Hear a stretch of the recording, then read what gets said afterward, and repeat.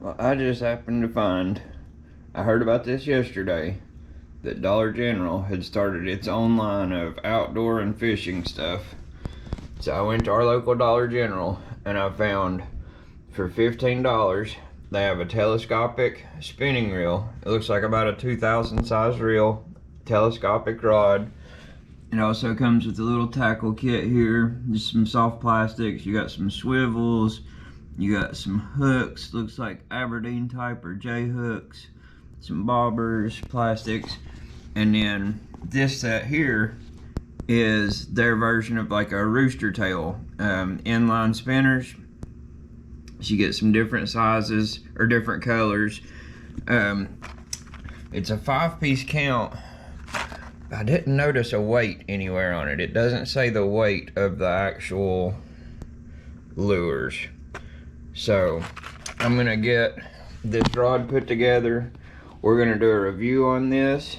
We're gonna see how these lures work and then maybe even fish some other lures on it.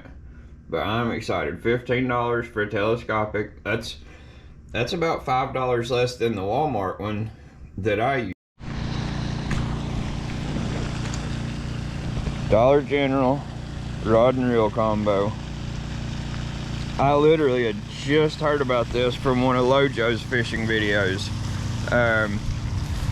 He had his channel got hacked and he was getting his channel back and getting it all set up, and then he posted another video, and in it he mentioned that Dollar General was starting to have fishing tackle. So I stopped by our local store, and sure enough, I was able to get one of the rods and I got a pack of inline spinners.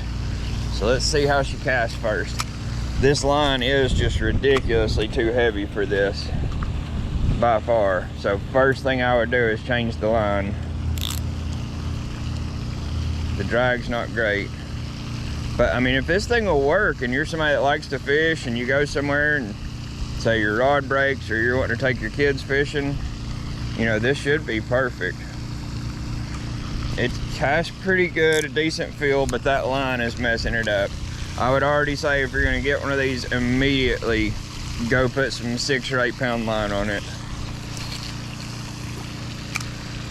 Yeah, this line wants to get wind knots, and even in the reel, it's already bound up, so it wasn't put on the spool right from the beginning.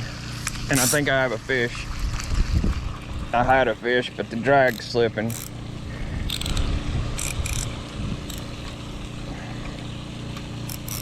Okay, that's a little bit better. All right, let's try this again. I mean, this whole combo is only $15, and I'm just using a random jig head that was in my tackle box and a little gulp minnow. I'm gonna try it with the spinner baits, but yeah, see, this line's just awful. It keeps wrapping up around the top of my rod, the last bit of the tip here. It's wrapping up on it. It's not wanting to come off the reel well. I'd say changing line would make this like a whole different rod.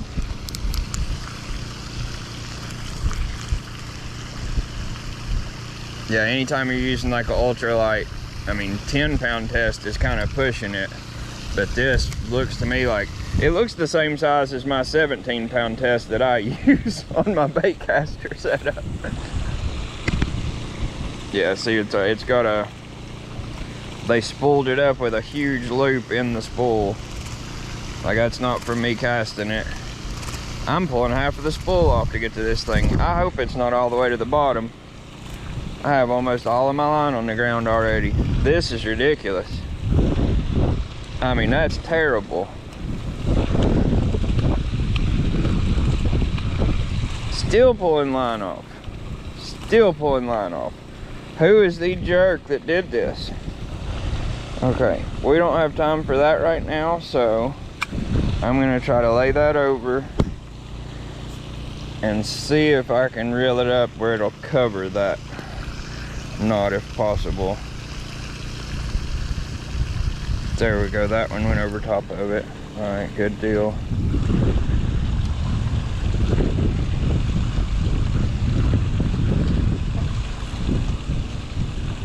Okay. Now this is the line that came on that reel. And it is, like I said, probably 12 to 15 pound line at least. But see this big loop right here? This whole knot and everything was wound up on the spool, up under it, and sticking out through the whole thing, which kept me from being able to make any good casts. Yeah, it was terrible. So we had to cut all that line off, and we've got it swapped over to some 8-pound. Alright, let's see what this thing can do now that I've got some decent line on it.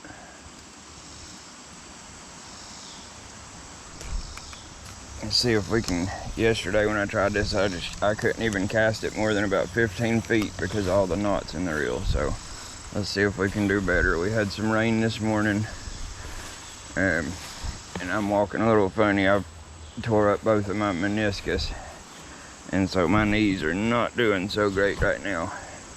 But let's see if we can call a bass out.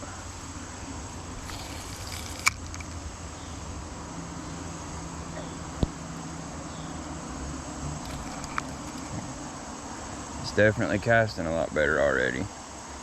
And getting oil on the reel has it feeling a lot smoother. It felt crunchy yesterday.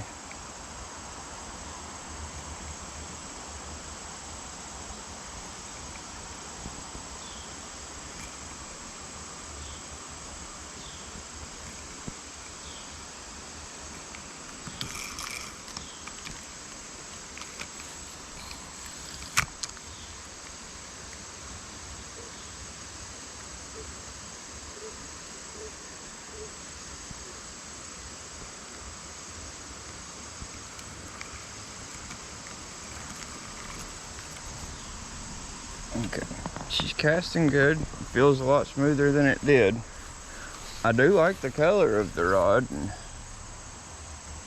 you know, in general the layout, but I know this reel would need to be swapped. If you're just like in an emergency wanting to go fishing and you don't have your rod and reel with you, like this would get you by, but as I said, I don't think it would get you by if you just took it out with the line that was on it. You have to change that line out because it just wasn't workable. You couldn't cast it or anything. And if you're trying to use small jig heads or something, that line was so thick you couldn't have even run it into the eye of this 1/16 ounce. Like, I had to put it on with a loop knot and force it through one time.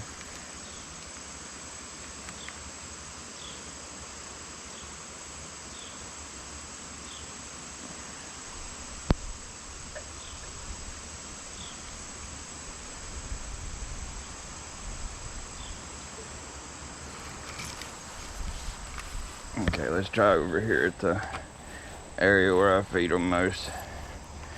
I'm trying not to walk too much because, like I said, my knees are killing me. But I do want everybody to know what to expect with this rod and reel combo. So, if you're gonna buy it, $15, not too bad. Now that I put some oil on the reel, I did oil under the spool and I did oil inside of the handle on both sides, and then loosened the drag on it and just sat there and spun it free.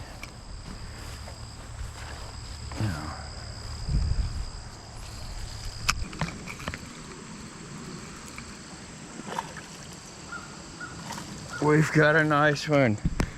Good deal, buddy. So rod's got some decent bend on it, but we got us a largemouth here. We got a largemouth. Good deal. On the Dollar General rod and reel. It took me a minute. Come here, Budro. Now I got you. You're coming off. You're gonna be okay. All right, big boy.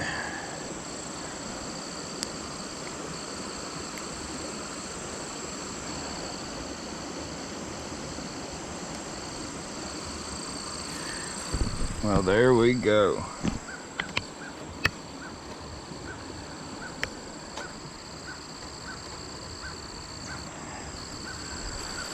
Alrighty, good deal. Let's get us a cool picture. Okay, I was getting bites there and I missed the fish. Okay, let's try this again. Drop it in there.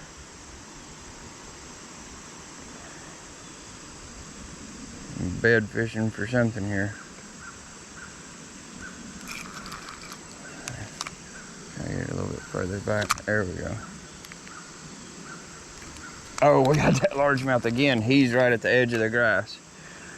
Okay, I gotta fix this. I'd like to either get another largemouth or a red ear or a bluegill, something else just to test this thing out. And that was stupidly quick. I literally just dropped it in a hole. Ah, shoot, that tore your mouth up, buddy. I'm sorry. I literally just dropped it in a hole right there between the weeds, that dark spot, and this guy was hiding in the grass. Came out and grabbed it. That's awesome. Well, honestly, as flimsy as the rod feels, it's fighting these pretty good. There you go, Budro. I can't crouch down much more than that. But it's fighting them really good. I haven't had any big fish on it. That first one was probably 1/2 to 3/4 of a pound. That one, not even a 1/4 pound maybe. But still, they're getting it. So we're gonna open these up here. These are the Dollar General inline spinners. They look really cool. I mean, they've got little feathered trebles on them. Good size blade for the size they are. The only downside is nowhere does it tell me a weight on them. I really like these colors though. You got the purple back, the golden gill, pink back, white belly, chartreuse with a dark green back. This is like your saltwater color, red head with the white back or white tail. Then this one's like a crawfish color or like a bug color, red back, gold or orange belly. Feathered trebles. They even have little holographic inlay with it. These are true feather trailers too. See that? And it even has the little tinsel holographic in them. So, alright, so I'm gonna pick one of these. We're gonna take it down to the pond. I'll probably use the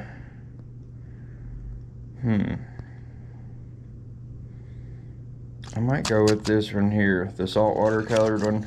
I like all of these colors. Honestly, that's the one I like about the least. And so if I'm risking losing one, I think I would rather lose this one than the others, because I can see all these other ones working really good for trout if they run well. So that's what we'll figure out next. So the last step is going to be the Dollar General inline spinner on the Dollar General rod here. Rod and reel combo.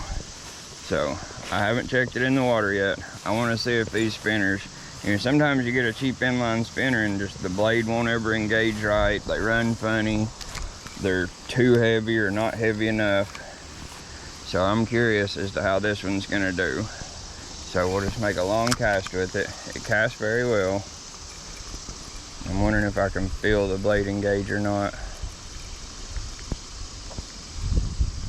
Is she spinning? I can see it coming towards me, but I can't tell what the blade's doing. I couldn't tell if the blade was even moving there. Okay, let me find a spot where I can just stand over the water and see what we got going here. You know, sometimes with the inline, you cast it out and you have to add a little pop to it to get the blade to engage, which isn't a big deal. Okay, now it looks like the blade's running.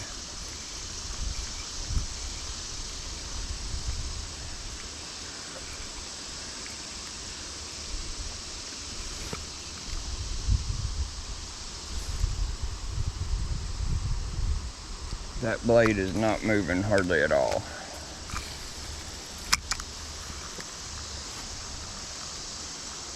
Maybe if I reel it faster, I can get it to engage. See, a lot of times with the spinner, once the blade engages, you'll kind of feel it on your rod tip. But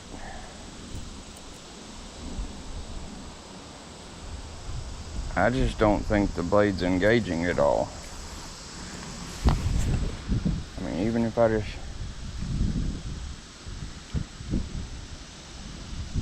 Okay, the blade's working there. The blade is working right there. Okay, the blade's going there. It's just very, very close to the body of it. Let's see if we can catch anything on it. I mean, it looks good coming through the water. I'm not feeling any vibration from the blade.